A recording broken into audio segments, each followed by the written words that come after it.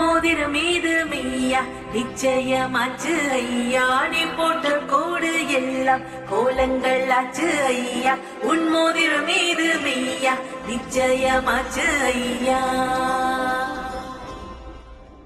லைட்டா ஒரு ரவுண்ட் போடலாமா? நீங்க ஆர்மி சோல்ஜரா? Yes, in fact both of us are we are captains. ஆர்மியில சேரணும்னு எனக்கு சின்ன வயசுல இருந்தே ஆசை. அப்படியா? அப்ப சேர்ந்துருங்க.